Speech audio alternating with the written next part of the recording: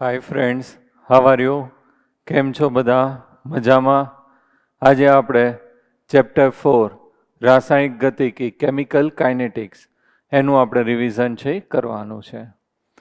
તો આની અંદર આપણે ઉષ્માગતિશાસ્ત્ર ઉપરથી પ્રક્રિયા આપમેળે થશે કે નહીં એની માહિતી મળે છે અને પ્રક્રિયા કઈ દિશામાં થાય છે એની માહિતી મળે છે. તો પહેલું ઉષ્માગતિશાસ્ત્ર ઉપરથી પ્રક્રિયા આપમેળે થશે કે નહીં, થશે અથવા તો નહીં થાય, અથવા કઈ દિશામાં થશે, પૂર્વગામી કે પ્રતિગામી દિશામાં એ નક્કી કરી શકાય. બે રીતે નક્કી થાય, એક ડેલ્ટા જી ઉપરથી અને બીજું કયું આવશે ડેલ્ટા એસ ટોટલ ઉપરથી. ડેલ્ટા જી લેસ ધેન 0 તો પ્રક્રિયા આપમેળે પૂર્વગામી દિશામાં થશે. ડેલ્ટા જી ગ્રેટર ધેન 0 તો પ્રક્રિયા આપમેળે પૂર્વગામી દિશામાં ન થાય પરંતુ પ્રતિગામી દિશામાં થાય. અને ડેલ્ટા જી બરાબર 0 તો કઈ સ્થિતિમાં આવશે? સંતુલન સ્થિતિમાં. Delta S total greater than 0 તો પ્રક્રિયા આપમેળે પૂર્વગામી દિશામાં થશે. Delta S total less than 0 તો પ્રક્રિયા આપમેળે પૂર્વગામી દિશામાં નહીં પણ પ્રતિગામી દિશામાં થશે. અને ડેલ્ટા એસ ટોટલ બરાબર 0 તો કઈ સ્થિતિમાં આવશે? સંતુલન સ્થિતિમાં. બીજું, આપણે જે છે કેટલી નિપજ મળે છે, નિપજનું પ્રમાણ કેટલું છે એ સંતુલન અચળાંક કે ઉપરથી શોધી શકીએ. કે બરાબર શું લખીએ છીએ? નિપજોની સાંદ્રતા છેદમાં પ્રક્રિયકોની સાંદ્રતા. તો અહીંયા કેનું પ્રમાણ છે જેમ વધારે આવે એમ નિપજ છે કેવી મળશે? વધારે. કેનું પ્રમાણ ઓછું હોય તો નિપજ કેવી આવશે? ઓછી. ત્રીજું, તો આ બે ઉપરથી આપણને આટલી માહિતી મળે છે પરંતુ રાસાયણિક પ્રક્રિયાનો વેગ અંગેની માહિતી મળતી નથી. વેગ એટલે શું થશે? કેટલા સમયમાં પ્રક્રિયા પૂર્ણ થાય છે એની માહિતી મળતી નથી. કેટલા સમયમાં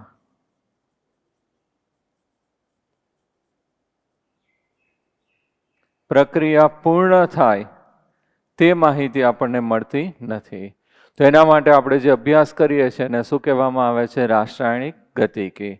વ્યાખ્યા આપી છે કે રસાયણ વિજ્ઞાનની એ શાખા દ્વારા આપણે માહિતી આપી શકીએ છીએ કે પ્રક્રિયાના વેગનો અભ્યાસ અને તેની સાથે જોડાયેલી ક્રિયાવિધિનો આપણે અભ્યાસ કરીએ છીએ અને શું કહેવામાં આવે છે? રાસાયણિક ગતિકી. એને આપણે શું કહીએ છીએ? રાસાયણિક ગતિકી.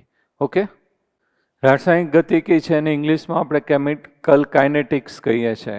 કાઇનેટિક શબ્દ છે એ ગ્રીક શબ્દ કાઇનેસિસ ઉપરથી આવ્યો છે અને કાઇનેસિસ છે એનો અર્થ શું થશે? હલનચલન અથવા તો મુવમેન્ટ આપણે કહીએ છીએ. રાસાયણિક પ્રક્રિયાના વેગના આધારે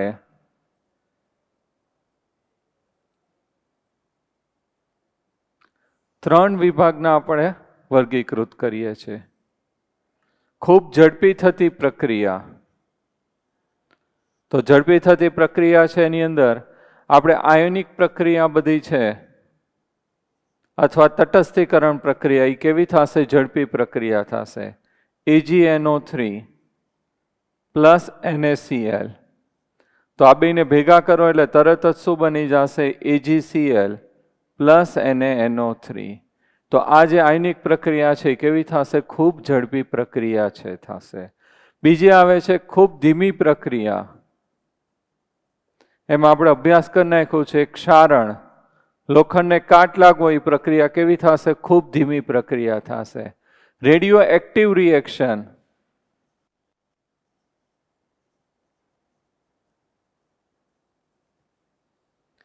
કિરણોત્સર્ગી પ્રક્રિયા જે છે એ ખૂબ ધીમી પ્રક્રિયા થાય છે. એનો અભ્યાસ તો આ જે છે ખૂબ ઝડપી અને ખૂબ ધીમી પ્રક્રિયાનો અભ્યાસ છે કેવો થાય છે? મુશ્કેલ છે, અશક્ય નથી, પરંતુ આપણને ઈઝી પડે અત્યારે એટલે આપણે મધ્યમ પ્રકારની પ્રક્રિયાના વેગનો અભ્યાસ કરશું. તો આખા ચેપ્ટરની અંદર જે રાસાયણિક પ્રક્રિયા છે એનો વેગ છે કેવો આવશે? મધ્યમ પ્રકારનો વેગ આવશે. ઉદાહરણ જોઈએ તો આપણે છે ખાંડનું વ્યુત્ક્રમણ.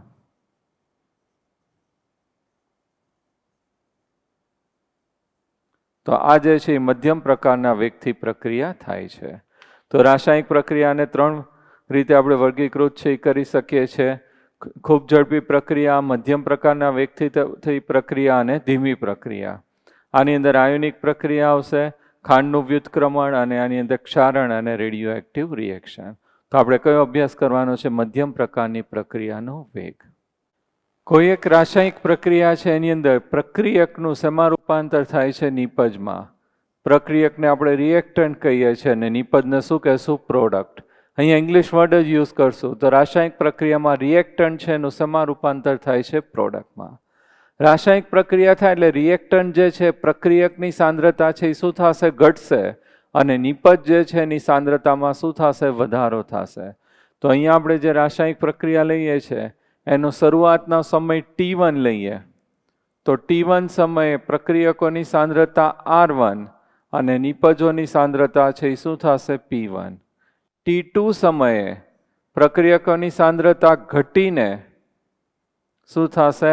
R2. નિપજોની સાંદ્રતા વધીને શું થશે? P2.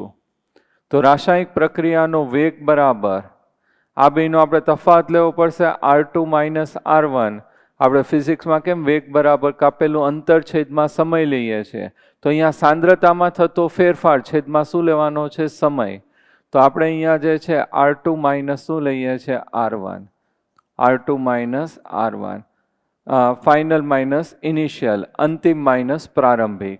પણ આનો તફાવત છે માઇનસ આવે, કારણ કે અહીંયા જે સાંદ્રતા છે એ ઘટે છે પ્રક્રિયકની, તો માઇનસમાં ક્યારેય ન લેવાય. એટલે આગળ કઈ નિશાની આપણે મૂકી દઈએ? માઇનસ. માઇનસ માઇનસ કેવું થઈ જાય? Plus. Upon T2 minus T1. આના માટે લખીએ તો વેગ બરાબર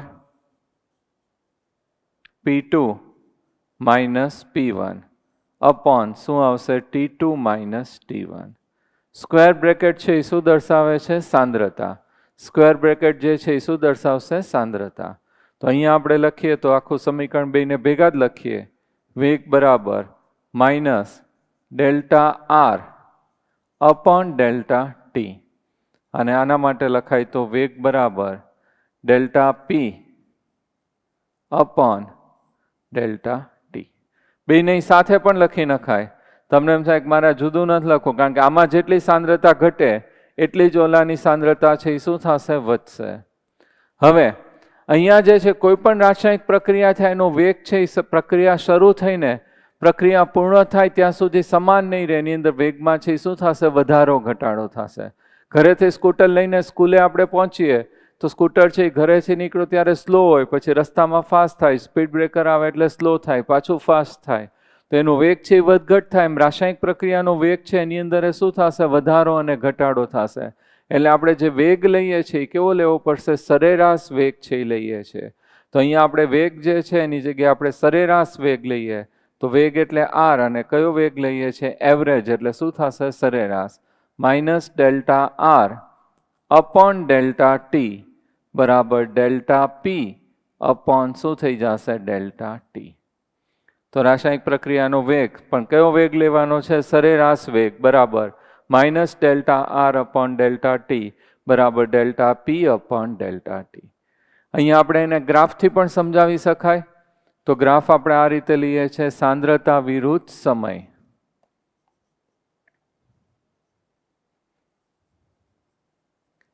ઉપરથી નીચે આવી એમ સાંદ્રતા ઘટે, આમ જઈએ એમ શું થશે? વધશે.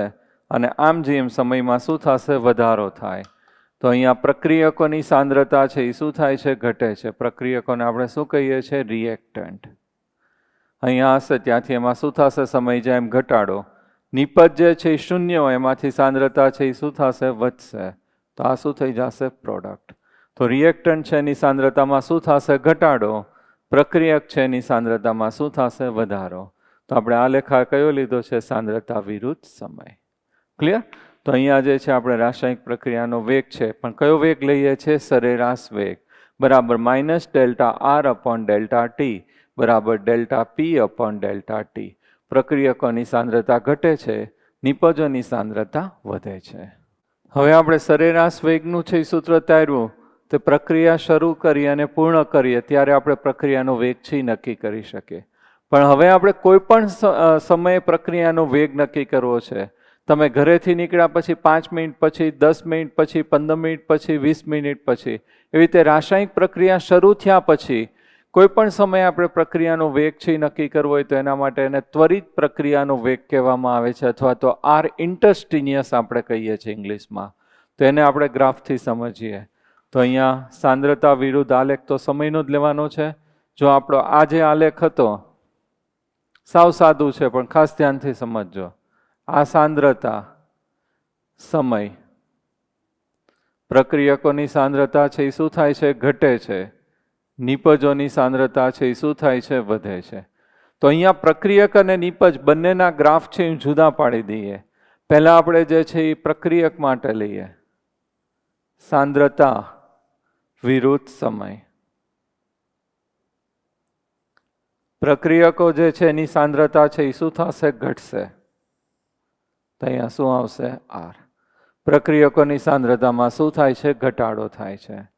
હવે T1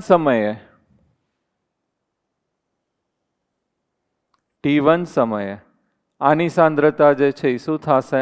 R1. હવે T2 સમય, જેમ સમય વધે એમ એની સાંદ્રતા જે છે એ શું થશે? ઘટશે. તો અહીંયા શું થશે? R2. તો અહીંયા બેનો તફાવત જે છે એને આપણે શું કહેશું? Delta R. અને અહીંયા આ જે છે એને આપણે શું કહીએ છીએ? Delta T. T2 minus T1. તો અહીંયા આપણે સરેરાશ વેગ છે એ લખવો હોય તો આના માટે લખાય આર એવરેજ બરાબર માઇનસ R2 માઇનસ R1. જો ગ્રાફમાં ખબર પડે તમને, આ કિંમત છે ઓછી હોય, ઉપરથી નીચે આવી એમ કિંમત ઘટે, એટલે R2 ઓછો અને R1 કેવું છે? વધારે. તો તફાવત છે માઇનસ આવે એટલે અહીંયા માઇનસ માઇનસ કેવું થઈ જશે? પ્લસ. T2 માઇનસ T1 બરાબર R average minus delta R upon delta T. હવે કોઈ પણ સમયે આપણે છે એનો આપણે પ્રક્રિયાનો વેગ છે ગોતવો હોય તો એને શું કહેવામાં આવે છે? આર ઇન્ટસ્ટિનિયસ, ત્વરિત પ્રક્રિયાનો વેગ. તો અહીંયા ધારો કે આપણે કયા સમયે ગોતવો છે? ટી સમયે. પ્રક્રિયા ચાલુ થયા પછી ટી સમયે. તો અહીંયા આ રીતે છે એનો આલેખ છે લઈ લેવાય. તો અહીંયા આ જે છે ને આપણે શું કહેશું? ડીઆર. અને આ જે છે એ શું કહેવાશે? ડીટી. તો અહીંયા આર ઇન્ટસ્ટિનિયસ અને અહીંયા જે છે એનો આપણને શું મળશે? ઢાળ મળશે. તો અહીંયા આપણે લઈએ આર ઇન્ટસ્ટિનિયસ બરાબર માઇનસ ડીઆર અપોન ડીટી. શું લખાશે? Minus DR upon DT. અને માઇનસ ડીઆર અપોન ડીટી કોના બરાબર હશે? ઢાળ બરાબર. અહીંયા જે આ મળે એના ઢાળ બરાબર. તો અહીંયા ઢાળ, અને ઢાળનું મૂલ્ય છે એ કેવું આવશે? માઇનસ. તો આ રીતે અહીંયા તમારે 25 મિનિટ પછી ગોતવું હોય, 30 મિનિટ, જ્યાં શોધવું હોય ત્યાં તમારે એનો શું લઈ લેવાનો? ઢાળ, અથવા તો માઇનસ ડીઆર અપોન ડીટી. એટલે આપણને શું મળી જશે? ત્વરિત પ્રક્રિયાનો વેગ. તે સમયે મળતો પ્રક્રિયાનો વેગ છે એવું પણ કહી શકાય.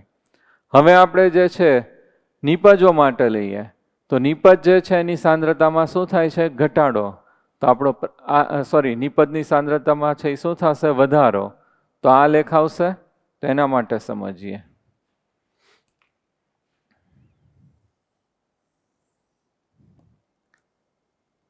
સાંદ્રતા વિરુદ્ધ સમય. હવે નિપજ જે છે એ શૂન્યમાંથી એની સાંદ્રતા જે છે એ શું થશે? વધશે. તોલાની જેમ પહેલા T1 ને T2 સમય લઈ લઈએ. આ T1 સમયે આની સાંદ્રતા કેટલી થશે? P1. T2 સમયે આ જે છે કેટલું થશે? P2. આ P1 અને આ શું થશે? P2.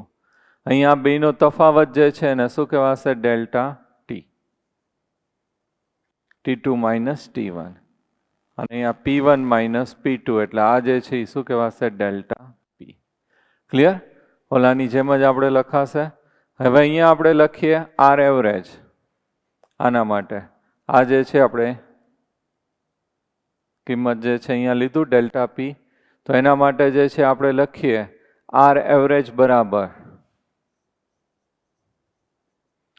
શું થશે? P2 minus P1 minus P2 final minus T2, એટલે અહીંયા છે P2 માઇનસ P1.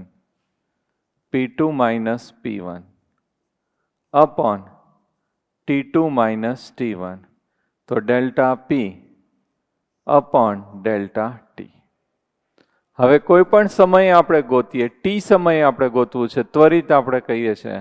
તો ધારો કે પ્રક્રિયા શરૂ થયા પછી આ સમયે આપણે એનો વેગ છે એ નક્કી કરવો છે.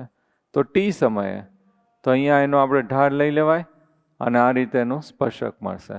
આ જે છે ને આપણે શું કહેશું? ડીપી. અને આ જે છે એને શું કહેવાશે? ડીટી. અને આર ઇન્ટસ્ટિનિયસ ત્વરિત પ્રક્રિયાનો વેગ.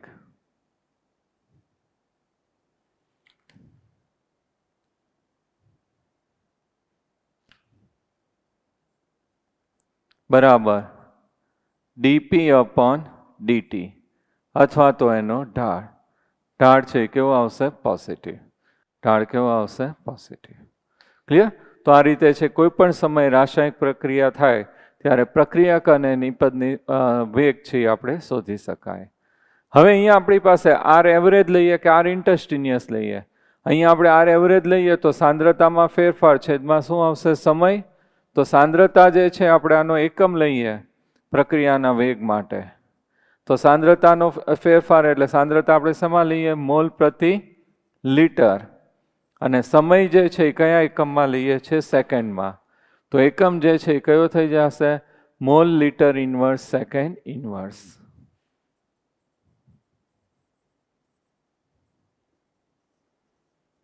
Mall litre inverse into second inverse.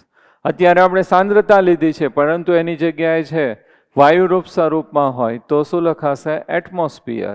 દબાણ છે એ વાતાવરણમાં આવે એટલે એટમોસ્ફિયર સેકન્ડ ઇન્વર્સ. ઓકે, તો આ રીતે બે એકમ આવશે: mall litre inverse second inverse અથવા તો એટમોસ્ફિયર સેકન્ડ ઇન્વર્સ. ક્લિયર? તો આ રીતે એનો આપણે પ્રક્રિયાના વેગના એકમ છે નક્કી કરી શકીએ. હવે આપણે પ્રક્રિયા લઈને એનો વેગ છે જોઈએ. તો Hg plus Cl2 gives HgCl2. આ પ્રક્રિયક અને આ શું કહેવાશે? નિપજ. તો અહીંયા સરેરાશ વેગ લખીએ છીએ આર એવરેજ બરાબર પ્રક્રિયકોની સાંદ્રતામાં ઘટાડો થાય એટલે માઇનસ, નિપજ છે એ બને એટલે કેવું આવશે? પ્લસ. તો અહીંયા કેવું આવશે? Delta Hg upon delta T. આ કેવું આવશે? નેગેટિવ. અહીંયા negative delta Cl2 upon delta T. અને અહીંયા positive delta HgCl2 upon delta T. Clear? હવે બીજું સમીકરણ લઈએ. 2HI નું રૂપાંતર થશે H2 પ્લસ I2.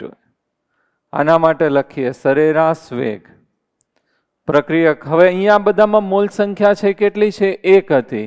પણ હવે એવું જરૂરી નથી કે એની મોલ સંખ્યા છે 1 હોય. તો જેટલા મોલ હોય ક્યાં લખાશે? છેદમાં લઈ લેવાનો. તો અહીંયા કેટલા મોલ છે? 2 અને minus 1/2 delta HI upon delta T. આ નિપજ છે, 1 જ મોલ છે તો plus delta H2 upon delta T plus delta I2 upon delta T. હજી આપણે એક સમીકરણ છે એનાથી જોઈએ કે એની અંદર આપણે લઈએ છીએ 5Br નેગેટિવ.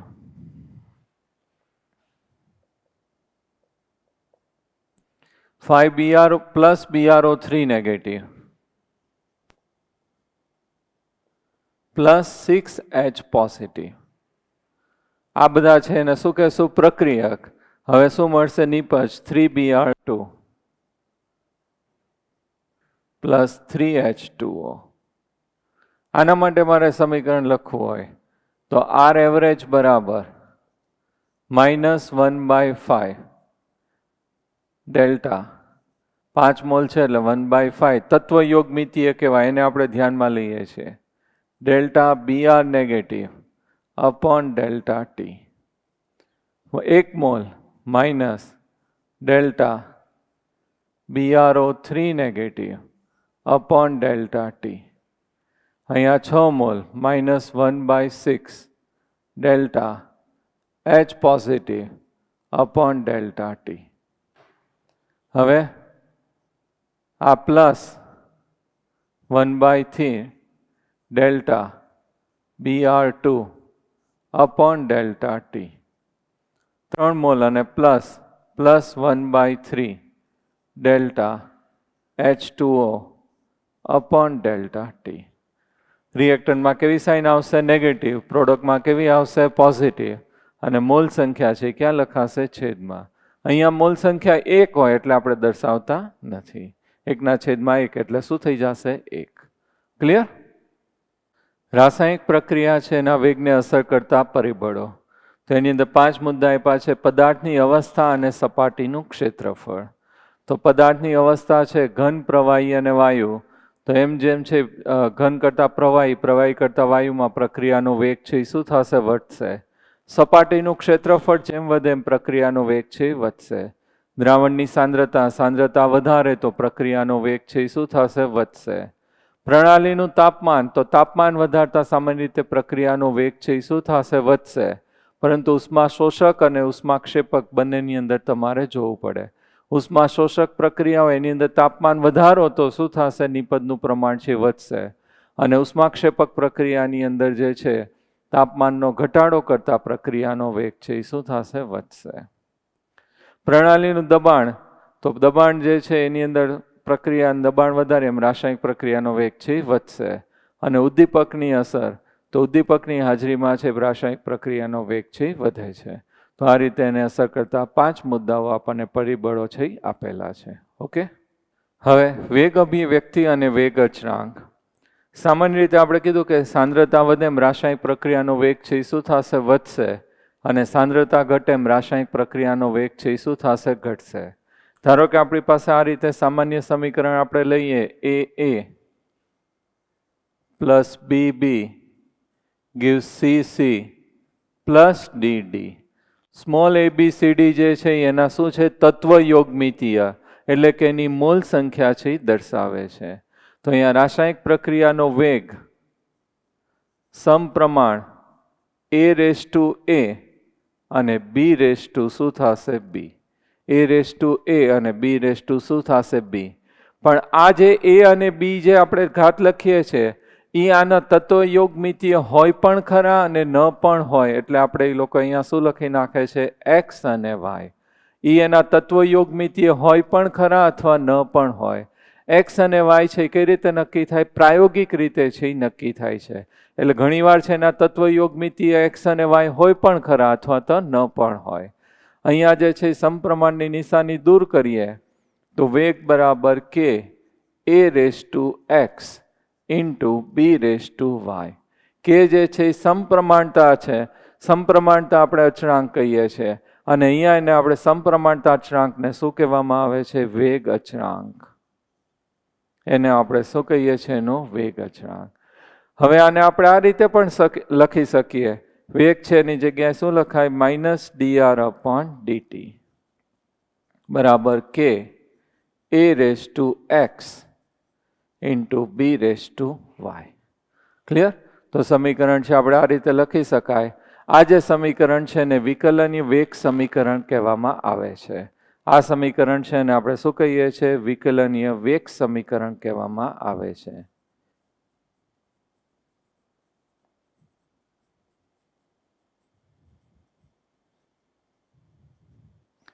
ક્લિયર?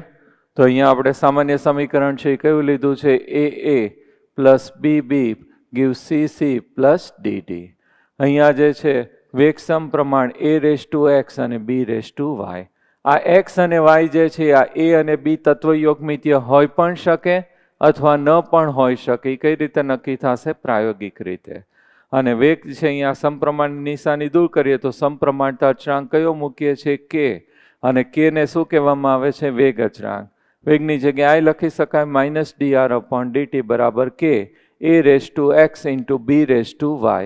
આ જે સમીકરણ છે એને વિકલનીય વેગ સમીકરણ કહેવામાં આવે છે. અને X અને Y ની કિંમત છે આના સંદર્ભમાં શોધી શકાય. X વત્તા Y પ્રક્રિયાનો ક્રમ દર્શાવે છે.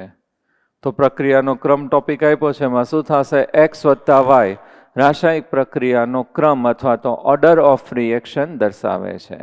આ જે છે એની કિંમત છે એ 0, 1, 2, 3 અને અપૂર્ણાંક પણ હોઈ શકાય. શૂન્ય ક્રમની પ્રક્રિયા હોય એવું પણ કહી શકાય. તો અહીંયા x પ્લસ વાય છે એ શું દર્શાવશે? પ્રક્રિયાનો ક્રમ. એની કિંમત છે 0, 1, 2, 3 અને અપૂર્ણાંક પણ હોઈ શકે. ક્લિયર? એની કિંમત અપૂર્ણાંક પણ હોઈ શકે. તો હવે આપણે જે છે અભ્યાસ કરવાનો છે શૂન્ય ક્રમ અને પ્રથમ ક્રમની પ્રક્રિયાનો અભ્યાસ. શૂન્ય ક્રમની પ્રક્રિયા. તો શૂન્ય ક્રમની પ્રક્રિયા છે એનો અર્થ શું થશે? પ્રક્રિયાનો વેગ પ્રક્રિયકની સાંદ્રતાના શૂન્ય ઘાતાંકના સમપ્રમાણમાં હોય છે. આપણે કોના માટે લખીએ છીએ? રિએક્ટન્ટનું શેમાં રૂપાંતર થશે? પ્રોડક્ટમાં. વેગ બરાબર -dr/dt બરાબર k × r0. શૂન્ય ક્રમની પ્રક્રિયા છે એટલે ઘાત કેટલી આવશે? 0. r0 એટલે શું થઈ જશે? 1. તો શું લખાશે? -dr/dt બરાબર k. dt આપણે આ બાજુ મોકલી દઈએ તો શું લખાશે? -dr/k × dt. માઇનસ સાઇન અહીં મોકલી દેવાય તો -k × શું થઈ જશે? dt. હવે બંને બાજુ છે આપણે એનું શું કરીએ છીએ? સંકલન કરીએ. બંને બાજુ સંકલન કરતા સંકલન કરીએ તો આપણને સમીકરણ કયું મળશે? r બરાબર -kt + i. સંકલન કરીએ તો કયું સમીકરણ મળશે? r બરાબર -kt + i. i જે છે એને શું કહેવામાં આવે છે? સંકલન અચળાંક. i જે છે ને આપણે શું કહીએ છીએ? સંકલન અચળાંક. હવે જે છે આપણે એની કિંમત છે એ શોધીએ. તો t બરાબર 0 સમયે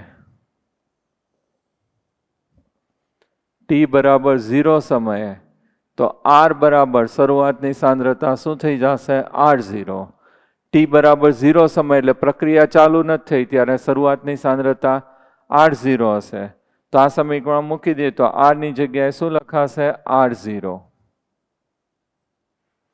t બરાબર 0 એટલે -k × 0 એટલે શું થઈ જશે? 0 + i. તો i બરાબર છે એ શું થઈ જશે? r0. આ જે કિંમત છે આપણે આ સમીકરણની અંદર છે એ મૂકી દઈએ તો સમીકરણ કઈ રીતે બની જશે? r બરાબર -kt + r0. આ જે સમીકરણ છે એને y બરાબર mx + c સાથે સરખાવી દઈએ. mx + c. તો અહીંયા જે છે આપણે આલેખ છે એ દોરીએ છીએ. તો આલેખ છે એ કયો દોરાશે? r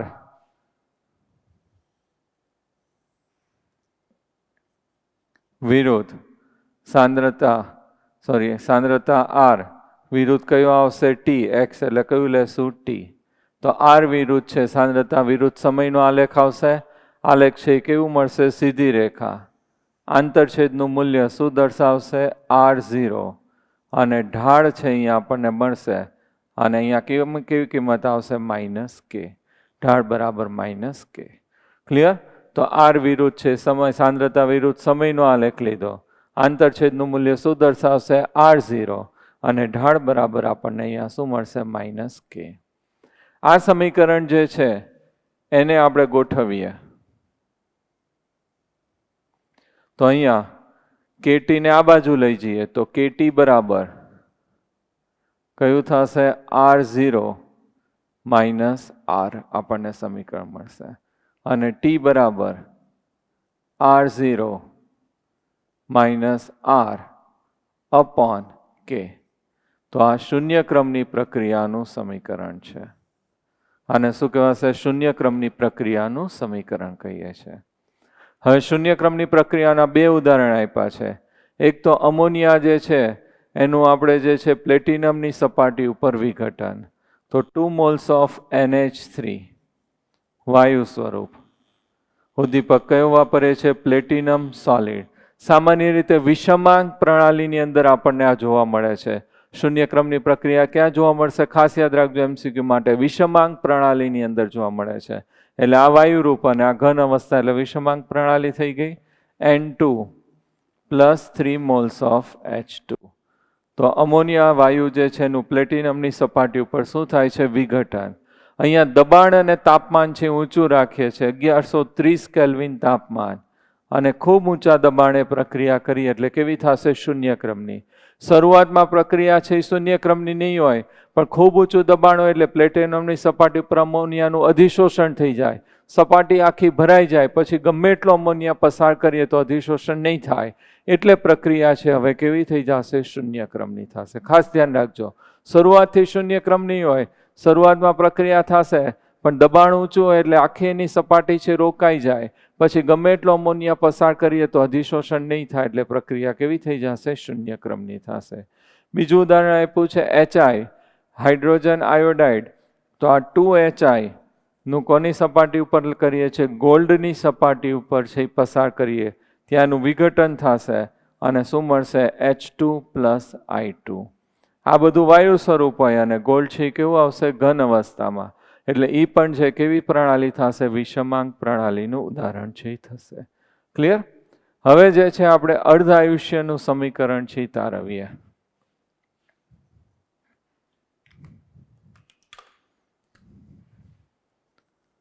અર્ધ આયુષ્ય.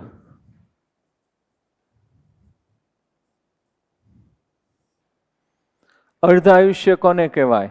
કે જે સાંદ્રતા હોય એની અડધી થવા માટે સમય લાગે એને શું કહેવામાં આવે છે? અર્ધ આયુષ્ય સમય. ધારો કે સાંદ્રતા 5 મોલર હોય, એમાંથી 2.5 મોલર થવા માટે જે સમય લાગે એને એનો શું કહેવામાં આવે છે? અર્ધ આયુષ્ય સમય. તો અહીંયા આપણે સમય છે લઈએ T બરાબર, તો અર્ધ આયુષ્ય સમયને કોના વડે દર્શાવશે? T². અને સાંદ્રતા જે છે R બરાબર શું કહેવાશે? R0/2. સાંદ્રતા કેટલી થશે? અડધી. તો અહીંયા મૂકી દઈએ, T ની જગ્યાએ શું લખાશે? T². અને આ તો શરૂઆતની સાંદ્રતા છે, પ્રક્રિયા પૂર્ણ થાય ત્યારે કેટલું થશે? R0/2 / K. અર્ધાયુષ્ય સમય છે એટલે સાંદ્રતા અડધી થવા માટે લાગતો સમય. તો T½ બરાબર R0 / 2K. કયું સૂત્ર થઈ જશે? T½ બરાબર R0 / શું થઈ જશે? 2K. અહીંયા આના ઉપરથી ખાસ છે આપણે એવું કહી શકાય કે શૂન્ય ક્રમની પ્રક્રિયા જે છે તેના શરૂઆતની સાંદ્રતા R0 ના કેવું થશે? સમપ્રમાણમાં, અને વેગ અચળાંક K ના છે કેવું આવશે? વ્યસ્ત પ્રમાણમાં. સ્ટેટમેન્ટ ખાસ યાદ રાખજો. અને અર્ધાયુષ્ય સમયનું સમીકરણ પણ યાદ રાખવાનું છે. T½ બરાબર R0 / 2K. તો અહીંયા 3 વસ્તુ યાદ રાખવાની છે. શૂન્ય ક્રમની પ્રક્રિયાનું સમીકરણ T બરાબર R0 - R / K. અર્ધાયુષ્ય સમયનું સમીકરણ T½ બરાબર R0 / 2K. અને શૂન્ય ક્રમની પ્રક્રિયાનો અર્ધાયુષ્ય સમય તેની શરૂઆતની સાંદ્રતા R0 ના સમપ્રમાણમાં અને વેગ અચળાંક K ના છે કેવું આવશે? વ્યસ્ત પ્રમાણમાં. ઓકે, તો આ રીતે આખું તમારે યાદ રાખવાનું છે. આમાંથી MCQ ગ્રાફમાંથી પૂછાય છે. આ 2 સૂત્ર ઉપરથી ન્યુમેરિકલ્સ પૂછાશે અને બોર્ડ એક્ઝામમાં આખો ક્વેશ્ચન 3 અથવા તો 4 માર્કની અંદર છે પૂછાય છે. ક્લિયર? હવે આપણે પ્રથમ ક્રમ માટે જોઈએ. તો પ્રથમ ક્રમની પ્રક્રિયાનો વેગ પ્રક્રિયક આરની સાંદ્રતાના ઘાતાંકના કેવું હશે? સમપ્રમાણમાં હોય છે. તો આપણે આ રીતે લખાશે. પ્રક્રિયકનું રૂપાંતર શેમાં થશે? નિપજમાં. વેગ બરાબર K R અને ઘાત કેટલી આવશે? 1. આની જગ્યાએ -dr/dt પણ લખાય. અહીંયા dr -dr/dt બરાબર K⁻R. આ અહીંયા મોકલી દઈએ, dt ને આ બાજુ મોકલી દઈએ, તો dr/R બરાબર -K × dt. આનું આપણે શું કરવાનું છે? સંકલન કરતા અહીંયા ln R બરાબર -KT + I ને આપણે શું કહીએ છીએ? સંકલન અચળાંક. હવે આપણે I જે છે એની કિંમત શોધવાની છે. તો અહીંયા સમય t બરાબર 0, તો R બરાબર શું થઈ જશે? R0 શરૂઆતની સાંદ્રતા. તો ઉપરના સમીકરણમાં આપણે મૂકી દઈએ t બરાબર 0 એટલે આખું પદ શું થઈ જશે 0 અને આની જગ્યાએ r0 લખાય તો I બરાબર આપણને શું મળશે r0. આ જે કિંમત મળી એ કિંમત છે આપણે આ સમીકરણની અંદર મૂકી દઈએ તો ln r બરાબર -kt પ્લસ ln r0 છે એ થઈ જશે. ક્લિયર? તો અહીંયા આપણને કયું સમીકરણ મળ્યું ln r બરાબર -kt પ્લસ ln r0. આને આપણે y બરાબર mx પ્લસ c સાથે છે એ સરખાવી દેવાય. તેના ઉપરથી આપણે આ ગ્રાફ લઈએ તો ln r વિરુદ્ધ કયો લેશું t. આંતરછેદ છે એનું મૂલ્ય આપણને શું મળશે ln r0.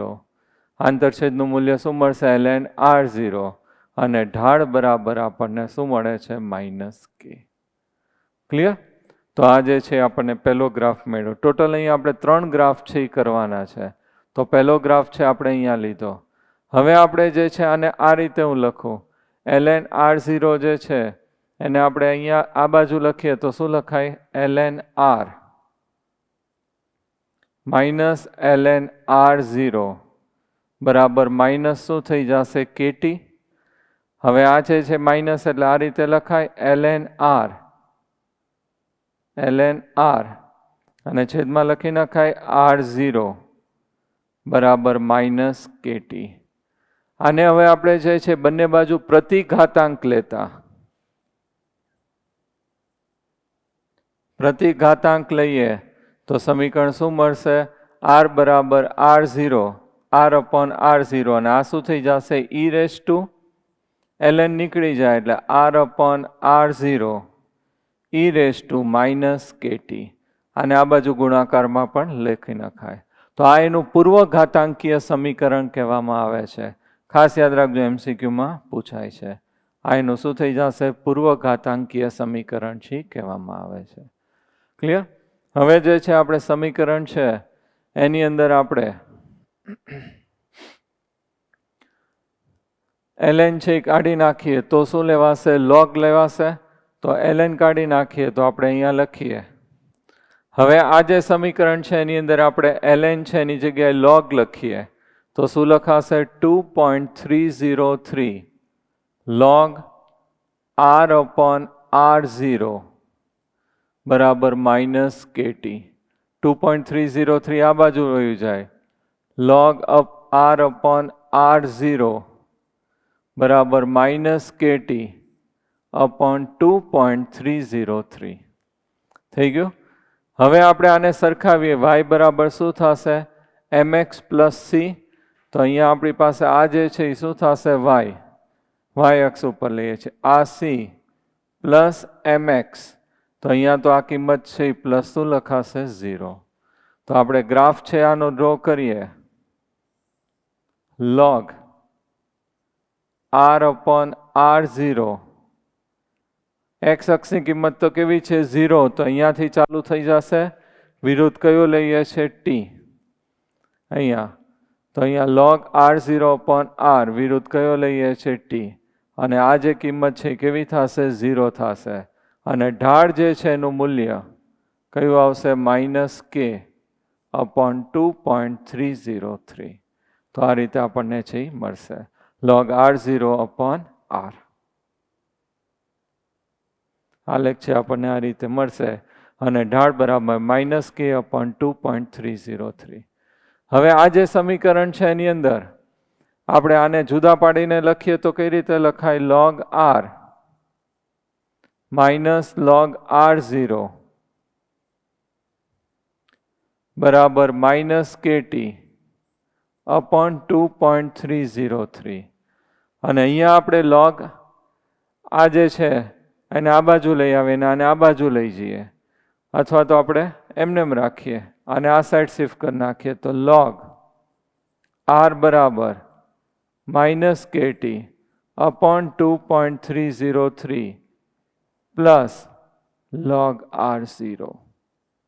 અહીં આપણે આનો આલેખ દોરીએ log r વિરુદ્ધ કયો લેશું? ટી. આંતર જે છે એનું મૂલ્ય છે આપણને શું મળશે? log r. અને ઢાળ બરાબર -k/2.303. તો ત્રણ આલેખ થયા. એક log ln r વિરુદ્ધ ટી, આંતરછેદ ln r0 અને ઢાળ બરાબર -k. બીજું log r0/r વિરુદ્ધ ટી, અહીંયાથી ઓરિજિનમાંથી સ્ટાર્ટ થશે, ઢાળ બરાબર -k/2.303. log r વિરુદ્ધ ટી, આંતરછેદનું મૂલ્ય log r0 અને ઢાળ બરાબર શું થશે? -k/2.303. ક્લિયર? હવે આ જે સમીકરણ આપણને મળ્યું,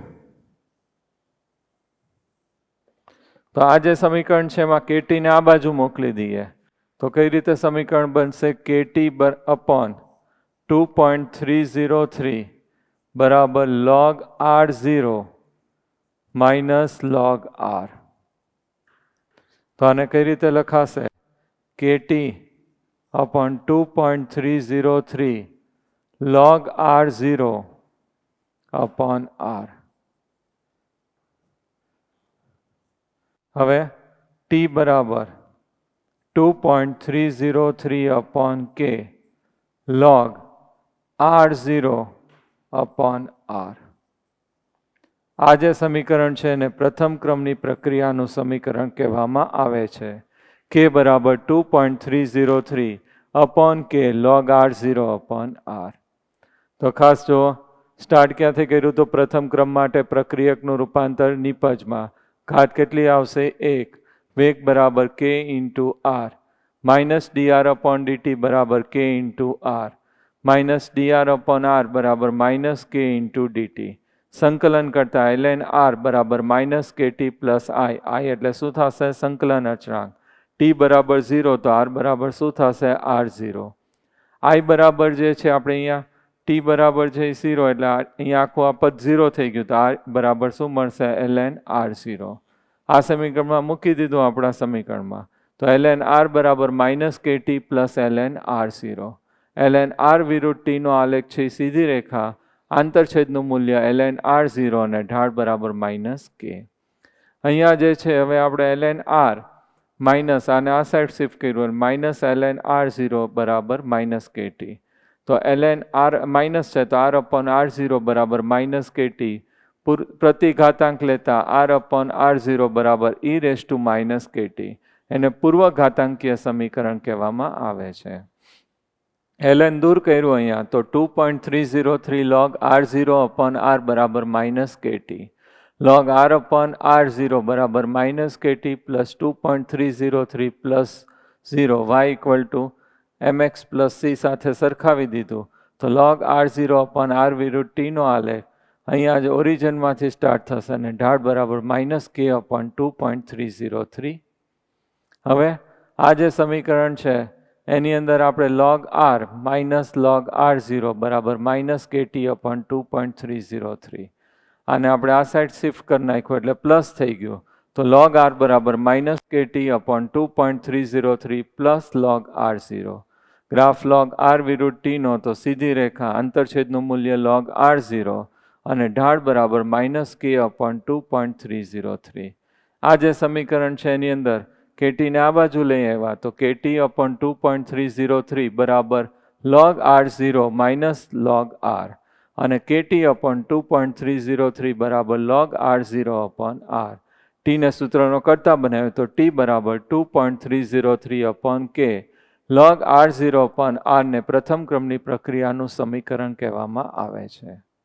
તો પ્રથમ ક્રમની પ્રક્રિયાનું સમીકરણ t બરાબર 2.303/k log r0/ શું થશે?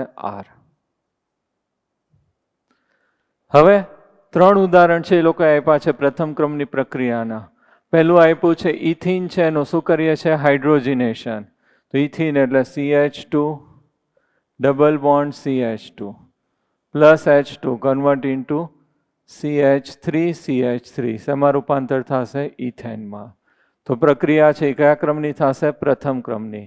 અને બધા જો સમાન પ્રણાલી છે, બધાની અવસ્થા કેવી છે? સમાન છે. વેગ બરાબર K ઇન્ટુ ઇથિન C2H4 અને ઘાત કેટલી આવશે 1. પ્રક્રિયા છે કયા ક્રમની થશે? પ્રથમ ક્રમની. બીજું ખાસ યાદ રાખજો, બધી જ કુદરતી અને કૃત્રિમ રેડિયો સક્રિય જે છે પ્રક્રિયા જે છે કેવી થશે? પ્રથમ ક્રમની પ્રક્રિયા થશે. ક્ષયન આપણે કહીએ છીએ, રેડિયો એક્ટિવ રિએક્શન. ઉદાહરણ એ લોકોએ આપ્યું છે Ra882226. એમાંથી હિલિયમ છે એ દૂર થશે, રેડિયમનું રેડોનમાં રૂપાંતર થાય છે રેડિયમમાંથી, તો હિલિયમ 224 પ્લસ Rn, કારણ કે 88 છે, અહીંયા કેટલા થઈ જશે? 86, અહીંયા 222. તો આ જે પ્રક્રિયા જે છે એ પ્રથમ ક્રમની પ્રક્રિયા છે. આના માટે લખીએ વેગ બરાબર K ઇન્ટુ શું લખાશે? રેડોન. અને ત્રીજું આપ્યું છે N2O5 નું રૂપાંતર N2O માં. N2O ની વિઘટન પ્રક્રિયા જે છે એ પણ કેવી થશે? સોરી, N2O5 અને N2O આ બંનેના વિઘટનની પ્રક્રિયા જે છે એ કેવી થશે? પ્રથમ ક્રમની પ્રક્રિયા થશે. તો ખાસ એના ઉદાહરણ છે MCQ માટે આપણે યાદ રાખવાનું છે. હવે આપણી પાસે આ જે સમીકરણ જે છે એના ઉપરથી અર્ધાયુષ્ય સમીકરણ છે આપણે તારવીએ. તો અર્ધાયુષ્ય સમય કોને કહીએ છીએ? શરૂઆતની સાંદ્રતા અડધી થવા માટે જે સમય લાગે એને એનો શું કહેવામાં આવે છે? અર્ધાયુષ્ય સમય.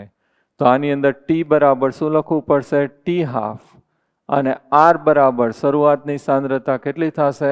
R0/2. આની અંદર મૂકી દઈએ તો T ની જગ્યાએ T½ 2.303 upon K log R0 upon R0/2.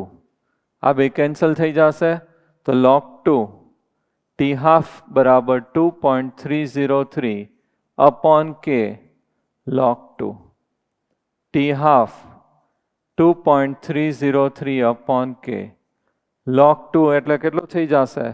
0.3010. આનો ગુણાકાર કરીએ તો T½ equal to 0.693 upon K. તો ખાસ સૂત્ર યાદ રાખજો, T½ બરાબર શું થશે? 0.693 upon K.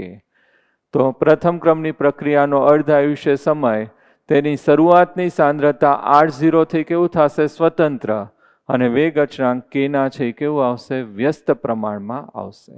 ઓકે. હવે ટોપિક છે પ્રક્રિયાની આણ્વિકતા, એટલે કે મોલિક્યુલારિટી ઓફ ધ રિએક્શન. તો પ્રાથમિક પ્રક્રિયા એટલે કેવી થશે? સાદી પ્રક્રિયા, એલિમેન્ટરી રિએક્શન કહીએ છીએ, એક તબક્કામાં થતી હોય.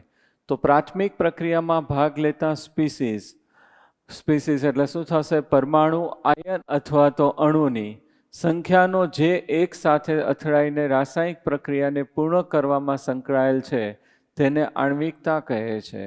પરમાણુની સંખ્યા કે જે એકબીજા સાથે શું થશે? અથડામણ થાય, સંઘાત પામીને શેમાં રૂપાંતર થશે? નીપજમાં. એને શું કહેવામાં આવે છે? આણ્વિકતા.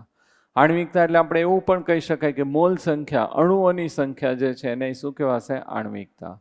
પહેલું ઉદાહરણ આપ્યું છે અમોનિયમ નાઇટ્રેટ.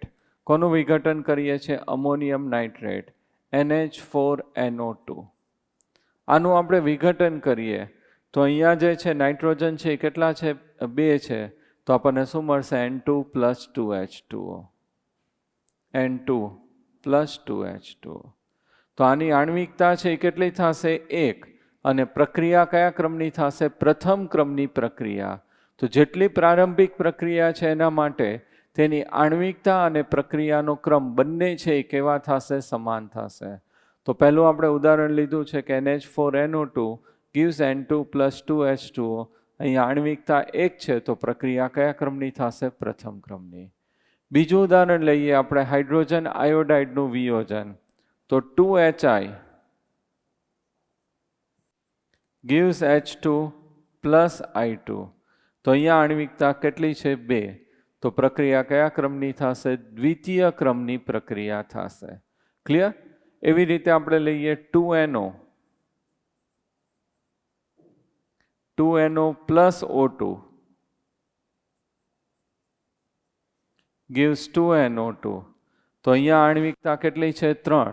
તો પ્રક્રિયાનો ક્રમ છે કયા ક્રમની પ્રક્રિયા થશે? ત્રીજા ક્રમની.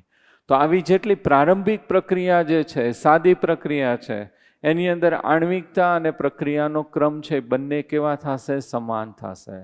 હવે જટિલ પ્રક્રિયા એટલે કે કોમ્પ્લેક્સ રિએક્શન છે, એના માટે આ લાગુ પાડી શકાશે નહીં. આવું આપણે 1 આણ્વિકતા, 2 આણ્વિકતા અને 3 આણ્વિકતા સુધી લાગુ પાડી શકાય. એનાથી વધારે હોય પ્રક્રિયકો ત્યારે લાગુ પાડી શકાતું નથી. તો અહીંયા આણ્વિકતા 1, પ્રક્રિયાનો ક્રમ 1, આણ્વિકતા 2, પ્રક્રિયાનો ક્રમ 2, આણ્વિકતા કેટલી થશે? 3, પ્રક્રિયા કયા ક્રમની થશે? ત્રીજા ક્રમની. હવે ઉદાહરણ લઈએ છીએ KClO3 plus 6FeSO4 plus 3H2SO4.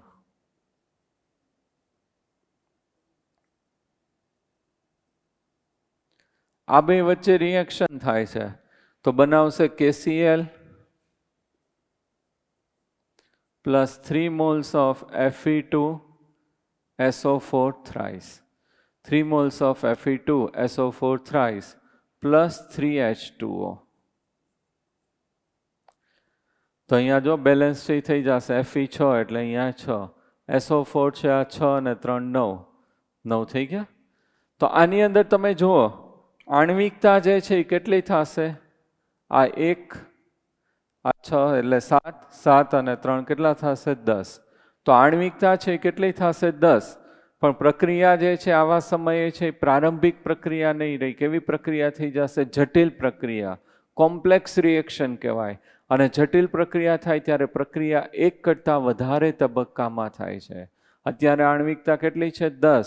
પણ આ પ્રક્રિયા છે એ કોમ્પ્લેક્સ રિએક્શન છે, જટિલ પ્રક્રિયા છે, એટલે પ્રક્રિયા 1 કરતાં વધારે તબક્કામાં થશે. અને આની અંદર જે ધીમો તબક્કો હોય એ શું નક્કી કરશે? પ્રક્રિયાનો ક્રમ નક્કી કરશે. એટલે આની આણ્વિકતા 10 છે પણ પ્રક્રિયા કયા ક્રમની છે? દ્વિતીય ક્રમની પ્રક્રિયા છે. ક્લિયર? તો અહીંયા આણ્વિકતા છે 10 થશે અને પ્રક્રિયા કયા ક્રમની થાય છે? દ્વિતીય ક્રમની પ્રક્રિયા થાય છે. બીજું ઉદાહરણ લઈએ આપણે H2O2 હાઇડ્રોજન આયોડાઇડનું વિઘટન. તો 2H2O2 I નેગેટિવની હાજરીમાં આલ્કલાઇન માધ્યમ. તો શું બનશે? 2H2O plus O2. તો હાઇડ્રોજન આયોડાઇડ છે એનું વિઘટન થઈને શું બને છે? 2H2O plus O2. હવે આ પ્રક્રિયા જે છે એ ખરેખર 1 કરતાં કેવા થાય છે? વધારે તબક્કામાં થાય છે. જો અહીંયા first H2O2 plus I negative gives H2O plus IO negative. હવે IO નેગેટિવ છે પાછું કોની સાથે પ્રક્રિયા કરશે? H2O2 સાથે. તો પાછું શું બની જશે? H2O વત્તા ઓક્સિજન અને એક આ ઓક્સિજન એટલે ઓક્સિજન પ્લસ I નેગેટિવ.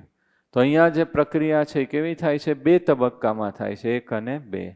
પહેલો તબક્કો છે એ ધીમો તબક્કો છે, બીજો કેવો છે? ઝડપી છે. તો ધીમો તબક્કો છે એ રાસાયણિક પ્રક્રિયાનો શું કરશે? વેગ નક્કી કરશે. અને ધીમો તબક્કો છે એની અંદર આણ્વિકતા કેટલી છે? 2. તો પ્રક્રિયા કયા ક્રમની થશે? દ્વિતીય ક્રમની. સમીકરણ મારે અહીંયા લખવું હોય તો વેગ બરાબર માઇનસ શું લખાશે? dH2O2 upon dt બરાબર કે H2O2 ની સાંદ્રતા I નેગેટિવની સાંદ્રતા 1 વત્તા 1 એટલે 2. પ્રક્રિયા કયા ક્રમની થશે? દ્વિતીય ક્રમની. ક્લિયર? તો આ રીતે જે છે આપણે પ્રક્રિયાની આણ્વિકતા 3 કરતાં વધારે હોય ત્યારે પ્રક્રિયા છે એ કેવી થશે? પ્રારંભિક નહીં રહે પણ કેવી થશે? જટિલ પ્રક્રિયા થશે. અને જટિલ પ્રક્રિયાની અંદર જે તબક્કો ધીમો હોય એ શું નક્કી કરશે? પ્રક્રિયાનો વેગ છે એ નક્કી કરે છે. તો અહીંયા જે છે આ ધીમો તબક્કો છે, આ કેવો થશે? ઝડપી તબક્કો. ધીમો તબક્કો છે એ પ્રક્રિયાનો વેગ છે એ નક્કી કરે છે. ક્લિયર? મોડ્યુલમાં બેનો તફાવત આપ્યો છે, પ્રક્રિયાનો ક્રમ અને પ્રક્રિયાની આણ્વિકતા. તો તફાવત છે ખાસ છે મેં બોર્ડ એક્ઝામ માટે પૂછાય એવું છે તો લર્ન છે કરી નાખજો. આભાસી પ્રથમ ક્રમની પ્રક્રિયા.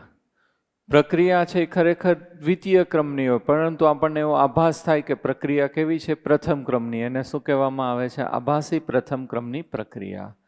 2 પ્રક્રિયકો, એકની સાંદ્રતા ખૂબ વધારે હોય, બીજાની સાંદ્રતા કેવી હશે? ઓછી. તો વધારે સાંદ્રતા ધરાવતા અણુ જે હોય એની સાંદ્રતામાં થતો ફેરફાર છે અવગણી શકાય. એને શું કહેવામાં આવે છે? આભાસી પ્રથમ ક્રમની પ્રક્રિયા.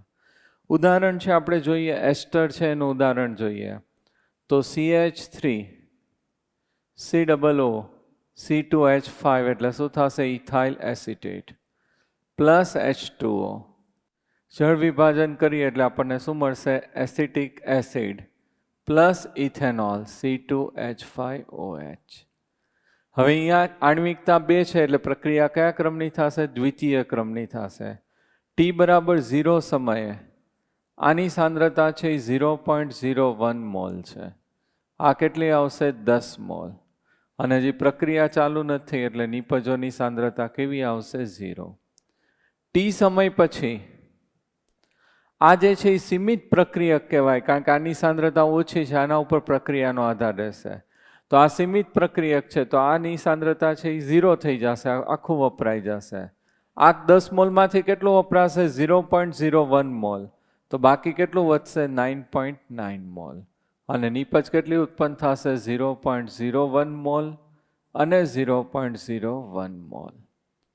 તો સમીકરણ લખવું હોય તો અત્યારે 2 પ્રક્રિયક છે, આણ્વિકતા 2 છે, તો વેગ બરાબર K, એસ્ટરની સાંદ્રતા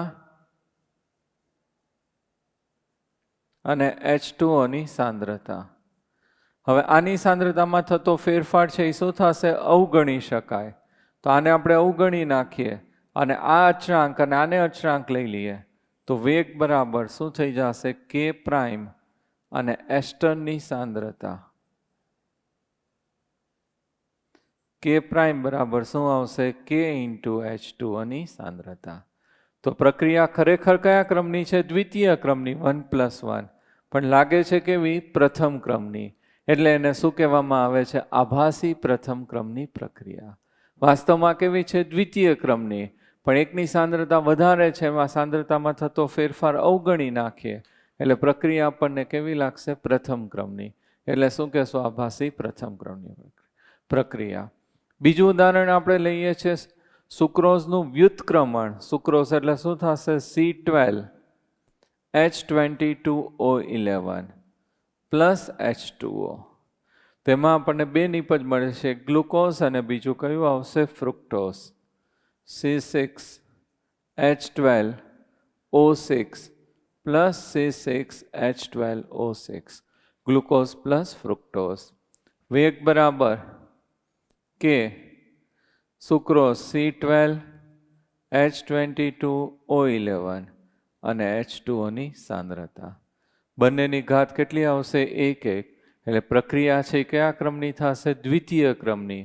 પરંતુ H2O ની સાંદ્રતામાં થતો ફેરફાર અવગણી નાખીએ તો વેગ બરાબર K પ્રાઇમ C12H22O11. તો પ્રક્રિયા હવે કયા ક્રમની થઈ ગઈ? પ્રથમ ક્રમની. અને K પ્રાઇમ બરાબર K ઇન્ટુ શું થશે? H2O. ઓકે. તો આ જે છે ને શું કહેવામાં આવે છે? આભાસી પ્રથમ ક્રમની પ્રક્રિયા. પ્રક્રિયકો 2 હોય પણ 2 કરતાં વધારે હોય તો કઈ પદ્ધતિ વાપરવી પડે? ઓસ્વાલ વિલગન પદ્ધતિ. તો એની અંદર 1 કરતાં વધારે પ્રક્રિયક હોય. ધારો કે વેગ બરાબર K A⁴ B⁴ અને C⁴ Z. તો ધારો કે આપણે એ જે છે એનો આપણે વેગ નક્કી કરવો છે, તો આ બેની સાંદ્રતા ખૂબ વધારે લઈ લઈએ, તેમાં થતો ફેરફાર અવગણી શકાય. વેગ બરાબર K પ્રાઇમ A⁴ તો આ રીતે પ્રક્રિયાનો વેગ છે નક્કી કરાય. તો એને છે ઓસ્વાલ વિલગન પદ્ધતિ કહેવાય. જે ડબલ યુનિટમાં પૂછાય તો આવડવું જોઈએ. ઓકે. પ્રક્રિયાના વેગનો તાપમાન ઉપર આધાર. તાપમાન કઈ રીતે અસર કરે છે એનો અભ્યાસ કરીએ. તો N2O5 ની જે શરૂઆતની સાંદ્રતા હોય એ સાંદ્રતા અડધી કરવાની છે આપણે. તો સાંદ્રતા અડધી થવા માટે જુદા જુદા તાપમાને એ લોકોએ સમય છે એ ચેક કર્યો. તો પહેલાં 0 ડિગ્રી સેલ્સિયસ તાપમાને ચેક કર્યું. તો 0 ડિગ્રી સેલ્સિયસ તાપમાને પ્રક્રિયા પૂર્ણ થવા માટે 10 દિવસનો સમય લાગે છે. N2O5 ની સાંદ્રતા કેવી કરી છે? અડધા આયુષ્ય સમય આપણે કહીએ છીએ. તેનો અર્ધાયુષ્ય સમય છે 0 ડિગ્રી સેલ્સિયસ તાપમાને કેટલો થશે? 10 દિવસ. હવે 25 ડિગ્રી સેલ્સિયસ તાપમાન લઈએ તો 5 કલાક છે એની અંદર એ પ્રક્રિયા થાય છે. એનો અર્ધાયુષ્ય સમય કેટલો મળે છે? 5 કલાક. અને 50 ડિગ્રી સેલ્સિયસ તાપમાન લઈએ તો એનો અર્ધાયુષ્ય સમય છે આપણને કેટલો મળે છે? 12 મિનિટ. તો આનો અર્થ શું થયો કે જેમ તાપમાન છે એ વધારતા જઈએ એમ એનો પ્રક્રિયાનો વેગ છે એ શું થશે? વધતો જાય. પ્રક્રિયા કેવી થશે? ઝડપી થશે. બીજું ઉદાહરણ આપણે પ્રેક્ટિકલમાં આવશે કેમેનોફોર અને oxalic acid. Oxalic acids H2C2O4. તો કેમેનોફોર પોટેશિયમ પરમેંગેનેટ છે એનો જાંબલી રંગ હોય તો એ જાંબલી રંગ જે છે એ દૂર થવા માટે ઓક્ઝેલિક એસિડ સાથે પ્રક્રિયા થઈને રંગ દૂર થાય. પ્રક્રિયા કેવી છે? ધીમી છે. પરંતુ એની અંદર તાપમાન વધારીએ એટલે પ્રક્રિયા છે કેવી થશે? ઝડપી થશે. તરત જ એનો રંગ છે એ શું થશે? દૂર થાય. દ્રાવણ છે કેવું બની જાય છે? રંગવિહીન છે બની જાય છે. તો આના ઉપરથી એ લોકોએ ઘણા બધા પ્રયોગના અંતે એવું સાબિત કર્યું કે કોઈ પણ પ્રક્રિયા જે છે રાસાયણિક પ્રક્રિયાનો 10 ડિગ્રી સેલ્સિયસ તાપમાન છે વધારીએ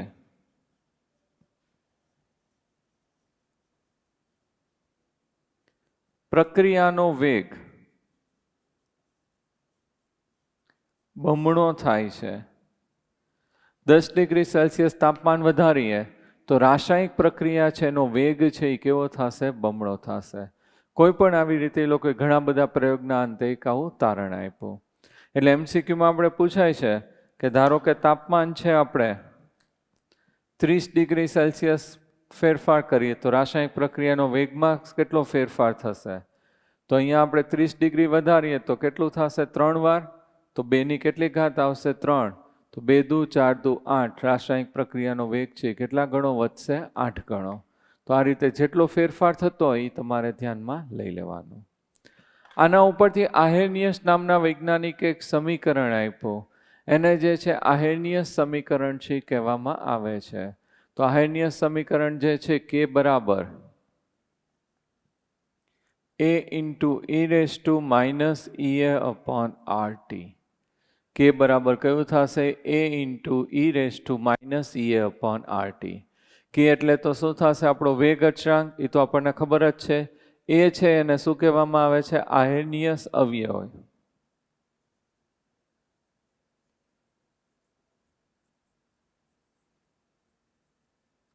અથવા તો આવૃત્તિ અવયવ. તો એ જે છે એને આહેર્નિયસ અવયવ, આવૃત્તિ અવયવ અથવા ઈ રેસ ટુ છે એટલે એને પૂર્વઘાતાંક અવયવ પણ કહેવામાં આવે છે.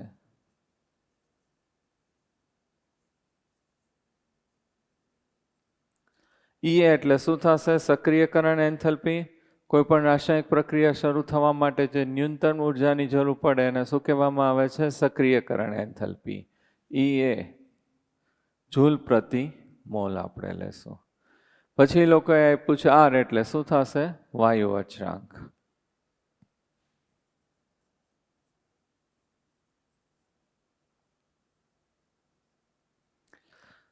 હવે કોઈ પણ રાસાયણિક પ્રક્રિયા થાય તો એની અંદર સામાન્ય રીતે પહેલા મધ્યવર્તી બનશે અને મધ્યવર્તી જે છે એની અંદરથી શેમાં રૂપાંતર થશે? નિપજની અંદર છે એ રૂપાંતર થાય છે. સપોઝ આપણે HI લઈએ, H2 અને આયોડિન વચ્ચે પ્રક્રિયા થાય તો અહીંયા H2 પ્લસ I2. H2માં કઈ રીતે બંધ હશે? હાઇડ્રોજન હાઇડ્રોજન બંધ. I2માં કયા બંધ હશે? આયોડિન આયોડિન બંધ. બંને વચ્ચે મધ્યવર્તી બને H અને H, I અને I. અને આ બંધ તૂટે એટલે શું બની જશે? 2HI છે એ બનશે. પછી આ બંધ છે એ તૂટશે, આ રીતે તૂટશે અને શું બનશે? 2HI નિપજ છે એ મળી જાય છે. તો આ મધ્યવર્તી કહેવાય અને મધ્યવર્તીમાંથી શું મળે છે? નિપજ મળે છે. તો અહીંયા જે પ્રક્રિયા છે આપણે બે રીતે છે એ સમજાવીએ છીએ. એક ઉષ્મા શોષક અને બીજું કયું આવશે? ઉષ્મા ક્ષેપક. તો આપણે આલેખ છે લઈએ છીએ સ્થિતિજ ઉર્જા વિરુદ્ધ કયું લઈએ છીએ? પ્રક્રિયા અક્ષ.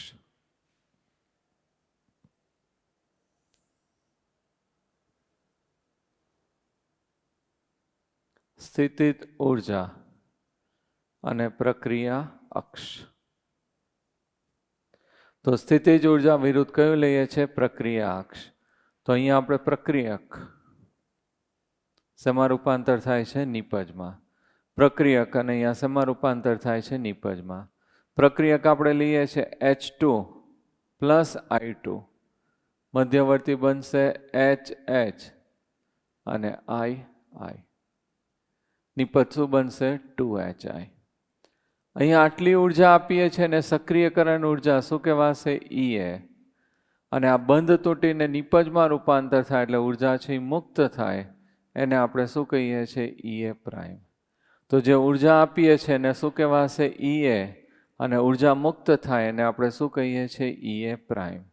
તો અહીંયા ડેલ્ટા H બરાબર શું થશે? EA minus EA prime. આપણે જે ઉર્જા આપીએ છીએ એટલી મુક્ત થાય છે કેવી? વધારે. તો પ્રક્રિયા જે છે કેવી થશે? ઉષ્માક્ષેપક પ્રક્રિયા થશે. ઉર્જા જે આપીએ છીએ એના કરતાં ઉર્જા છે કેવી છે? વધારે મુક્ત થાય. તો પ્રક્રિયા કેવી કહેવાશે? ઉષ્માક્ષેપક.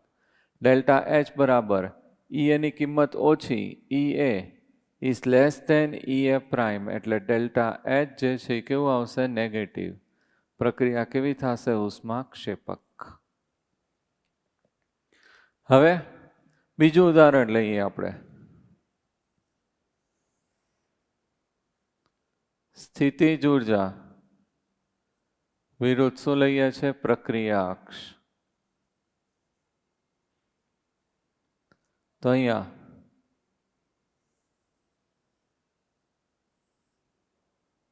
આટલી ઉર્જા આપણે આપીએ છીએ અને પ્રક્રિયક લીધું છે X2 પ્લસ Y2. મધ્યવર્તી બનશે XX અને YY. શું ઉત્પન્ન થશે? 2XY. તો અહીંયા આપીએ છીએ ઉર્જા EA અને મુક્ત કઈ થશે? EA prime. તો આપીએ છીએ વધારે અને મુક્ત કેવી થાય છે? ઓછી. તો અહીંયા જે છે એ કેવી પ્રક્રિયા કહેવાય? ઉષ્મા શોષક. ડેલ્ટા H બરાબર EA minus EA prime. EA is greater than EA prime. તો ડેલ્ટા H કેવું આવશે? પોઝિટિવ. પ્રક્રિયા કેવી થશે? ઉષ્મા શોષક. આ જે છે એ શું કહેવાશે? Delta H. અહીંયા એટલો ભાગ જે છે એ શું કહેવાશે? Delta H. તો બે રીતે પ્રક્રિયા થાય છે. એક ઉષ્મા શોષક અને બીજું કયું થશે? ઉષ્માક્ષેપક પ્રક્રિયા થાય છે. સર આપણે બોલ્ટ્ઝમેન અને જેમ્સ ક્લાર્ક મેક્સવેલ એના ઉપરથી સમજાવીએ છીએ. 11th આવી ગયું છે બોલ્ટ્ઝમેન અને મેક્સવેલ ઉપરથી. તો એની અંદર જે છે આપણે આ રીતે આલેખ છે એ લીધો છે. અણુઓનો અંશ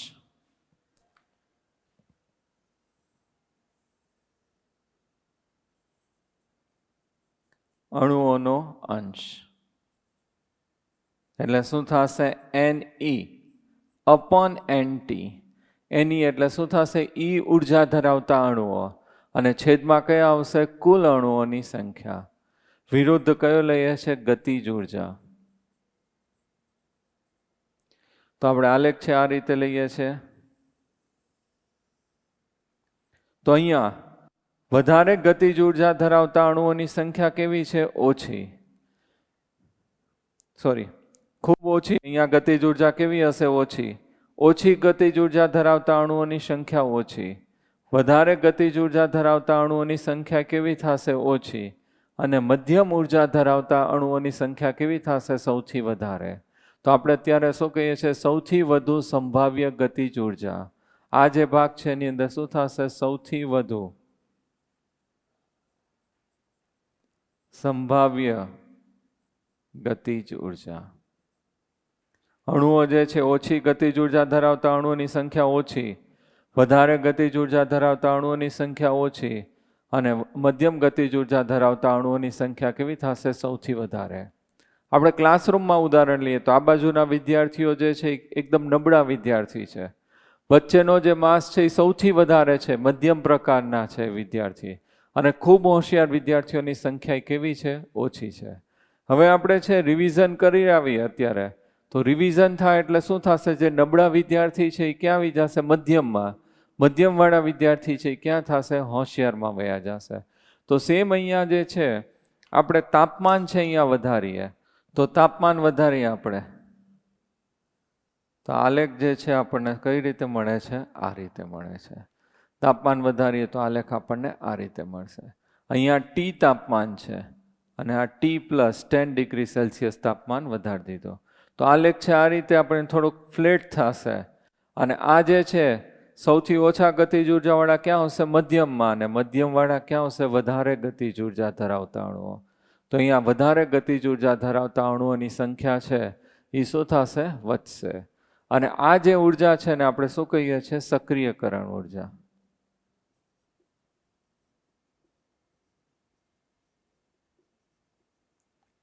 તાપમાન વધારે એટલે સક્રિયકરણ ઉર્જાને ક્રોસ કરી નાખશે અને ગતિજ ઉર્જા છે એ શું થશે? વધશે.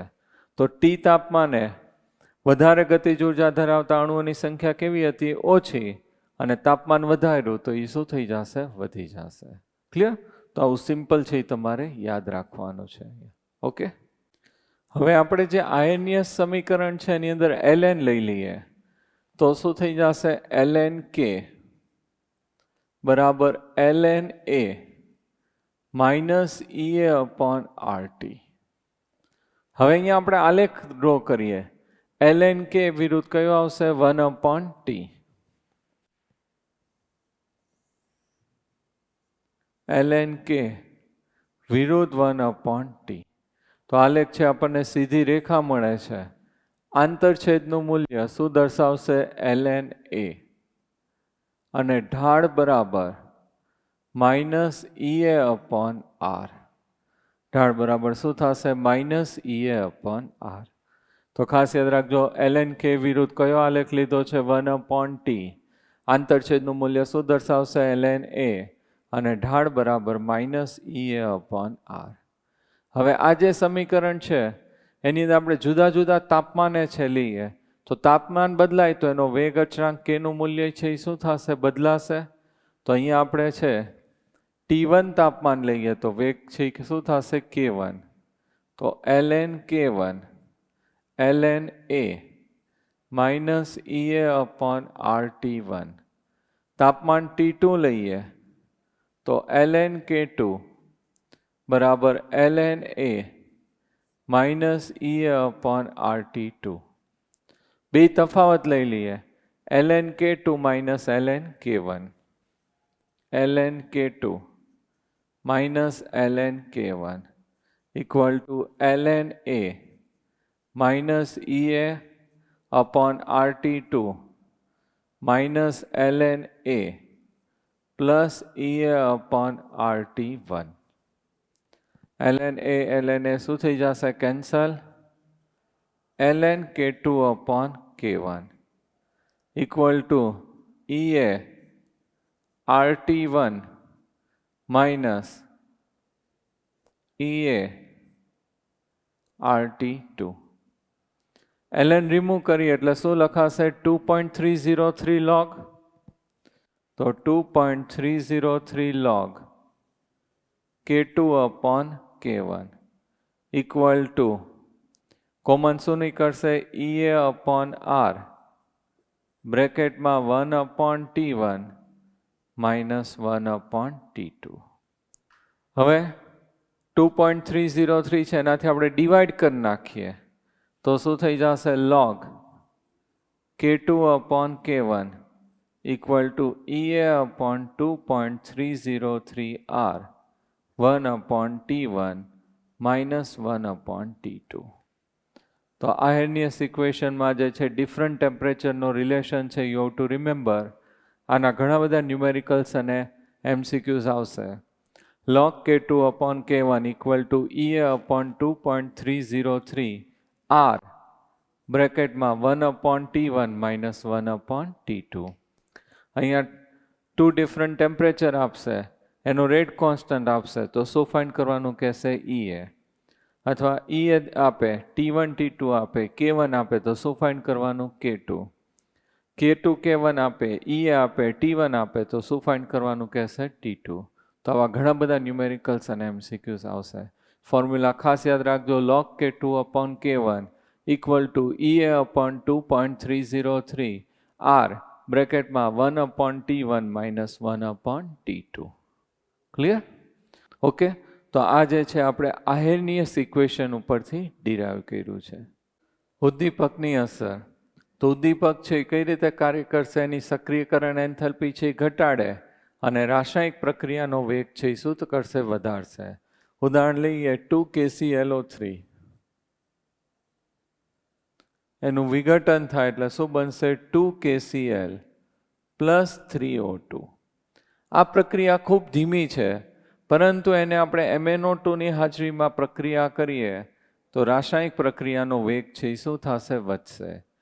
કેટલાક પદાર્થો એવા હોય છે કે રાસાયણિક પ્રક્રિયાનો વેગ ઘટાડે, એને નિરોધકો અથવા તો ઇન્હિબિટર્સ કહેવામાં આવે છે. આ જે ઉદ્દીપકની જે છે ક્રિયાવિધિ છે આપણે મધ્યવર્તી સંકીર્ણ સિદ્ધાંતના આધારે છે આપણે સમજાવી શકીએ. અહીંયા જે છે આપણે આલેખ દ્વારા સમજીએ તો અહીંયા સ્થિતિજ ઉર્જા,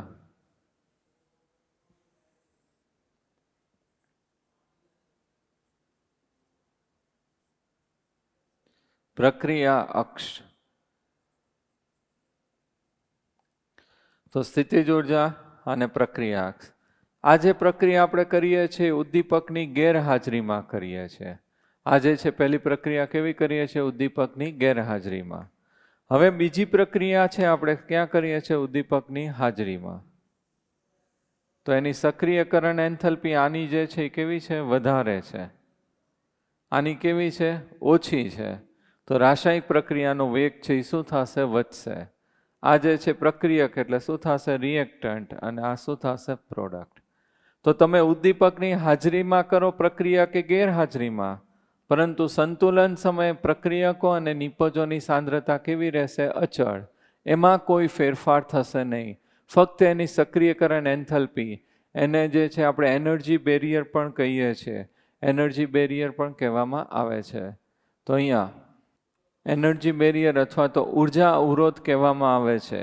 ઉર્જા અવરોધ અથવા એનર્જી બેરિયર છે એ શું કરશે, ઘટાડશે, સક્રિયકરણ એન્થેલ્પી ઘટાડશે અને રાસાયણિક પ્રક્રિયાનો વેગ છે એ વધારશે. નવો વૈકલ્પિક માર્ગ છે એ પસંદ કરશે. જે આપણે જે છે સામાન્ય રસ્તે જતા હોય તો લાંબો રૂટ હોય, શોર્ટકટે જઈએ તો શું થાય, જલ્દી પહોંચાઈ જાય. એમાં આનું જે છે ક્રિયાવિધિ જુદી થઈ જશે. વૈકલ્પિક પ્રક્રિયાનો માર્ગ છે પસંદ કરશે. ક્લિયર?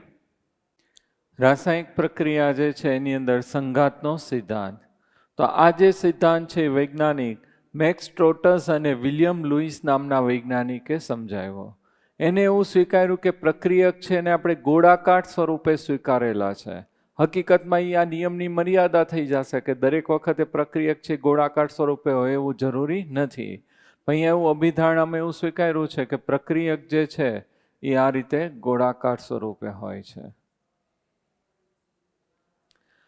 હવે પ્રક્રિયા થવા માટે બંને પ્રક્રિયક વચ્ચે સંઘાત એટલે કે અથડામણ થવી જરૂરી છે. બંને પ્રક્રિયક જુદા જુદા પાત્રમાં હોય તો કોઈ પ્રક્રિયા થશે નહીં. તો પહેલું બંને વચ્ચે સંઘાત અથવા તો અથડામણ થવી જરૂરી છે. તો પ્રક્રિયા મિશ્રણમાં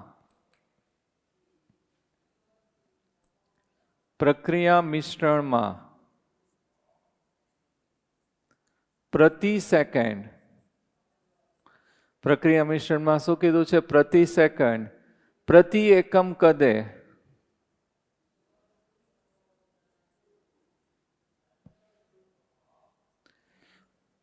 પ્રક્રિયા મિશ્રણમાં પ્રતિ સેકન્ડ પ્રતિ એકમ કદે સંઘાતની સંખ્યાને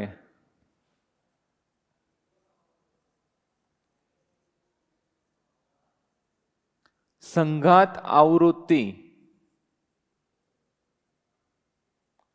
Z કહેવામાં આવે છે. પ્રક્રિયા મિશ્રણમાં પ્રતિ સેકન્ડ પ્રતિ કદે સંઘાતની સંખ્યાને સંઘાત આવૃત્તિ શું કહેવામાં આવે છે, Z કહેવામાં આવે છે. પ્રક્રિયક કયા લઈએ છે, A+B શેમાં રૂપાંતર થાય છે, નિપજ. આર્હેનિયસનું સમીકરણ આપણે હમણાં કર્યું, K બરાબર A × e EA/RT. તો આના ઉપરથી છે આપણે સમીકરણ છે લખીએ છીએ. અહીંયા વેગ બરાબર શું થઈ જશે, Z AB ઝેડ છે એ શું કીધું? સંઘાત આવૃત્તિ. અને સંઘાત કોની વચ્ચે થાય છે? પ્રક્રિયક એ અને બીની વચ્ચે છે એ સંઘાત થાય છે. ઇન્ટુ e⁻ હવે બીજો મુદ્દો. પહેલું એને જે કીધું કે એની અંદર પ્રક્રિયકના અણુઓ છે એની વચ્ચે શું થવું જરૂરી છે? સંઘાત થવી જરૂરી છે. બીજું, સંઘાત થાય ત્યારે એની અંદર ચોક્કસ પ્રકારની દહેલીજ ઉર્જા અથવા તો થ્રેશોલ્ડ એનર્જી છે હોવી જોઈએ. તો સંઘાત થાય ત્યારે દહેલીજ ઉર્જા જો ઓછી હોય તો બંને વચ્ચે સંઘાત થાય પણ અથડાઈને ક્યાં વયા જશે? પાછા વયા જાય. તો બંને વચ્ચે સંઘાત અથવા તો અથડામણ થાય ત્યારે એની દહેલીજ ઉર્જા છે અથવા થ્રેશોલ્ડ એનર્જી છે વધારે હોવી જોઈએ. તો બીજો એની અંદર ઉર્જા છે કેવી હોવી જોઈએ? વધારે હોવી જોઈએ. એને આપણે શું કહીએ છીએ? દહેલીજ ઉર્જા અથવા તો થ્રેશોલ્ડ એનર્જી. ત્રીજું, પહેલું બે વચ્ચે શું થવું જોઈએ? અથડામણ થવું જોઈએ. બીજું, અથડામણ થાય ત્યારે એની ગતિજ ઉર્જા અથવા તો એને આપણે દહેલીજ ઉર્જા કહીએ છીએ અથવા થ્રેશોલ્ડ એનર્જી છે કેવી હોવી જોઈએ? વધારે હોવી જોઈએ. ત્રીજું, એની યોગ્ય દિક વિન્યાસ હોવો જોઈએ. યોગ્ય દિશાની અંદર અથડામણ થવી જોઈએ. તો જ પ્રક્રિયક છે જોડાઈને મધ્યવર્તી બનાવે અને મધ્યવર્તીનું શેમાં રૂપાંતર થશે? નિપજમાં રૂપાંતર થશે. તો યોગ્ય દિક વિન્યાસ છે એ હોવો જોઈએ. તો આપણે જે છે જો આપણે એને SN2 રિએક્શનથી સમજાવીએ છીએ. Methyl bromide CH3Br plus OH negative gives methanol plus Br negative. Methyl bromide એટલે H, CH, H અને Br. વિદ્યુત ઋણતા કોની વધારે હશે? બ્રોમિનની. એટલે અહીંયા માઇનસ ડેલ્ટા, અહીંયા કેવું આવશે? Plus delta. Plus OH negative. અહીંયા અથડામણ થાય ત્યારે અયોગ્ય દિક વિન્યાસ હોય એટલે આને આ દિશામાં ભટકાવા આવે.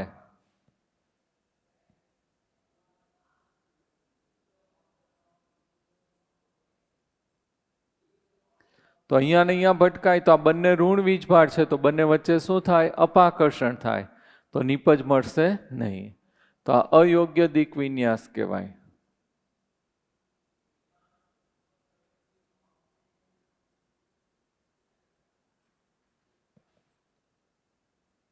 તો અહીંયા નિપજ મળશે નહીં. હવે એની જગ્યાએ યોગ્ય દિક વિન્યાસ એટલે અહીંયાથી એટેક કરે તો આ ઋણ વીજભાર અને આ શું થશે? ધન વીજભાર. એટલે તરત એને શું કરશે? આકર્ષશે. તો યોગ્ય દિક વિન્યાસ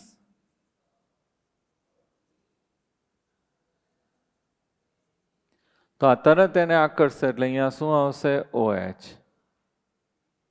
કાર્બન, હાઇડ્રોજન, હાઇડ્રોજન, હાઇડ્રોજન અને અહીંયા કયું આવશે? Br. આ જે છે એ શું બનાવશે? મધ્યવર્તી છે એ બનાવશે. અહીંયા પ્લસ ડેલ્ટા, આ માઇનસ અને આ માઇનસ. તરત જ Br છે બહાર નીકળી જાય અને આપણને શું મળશે? નિપજ છે એ મળશે. તો અહીંયા OH છે એ જોડાઈ જાય. CH, H, H plus Br negative. અહીંયા ઇન્વર્ઝન થઈ જશે, વ્યુત્ક્રમણ. 3 હાઇડ્રોજન આ બાજુ ગોઠવાયેલા છે. નિપજ મળે એમાં કેવા થઈ જશે? ઊંધા થઈ જાય.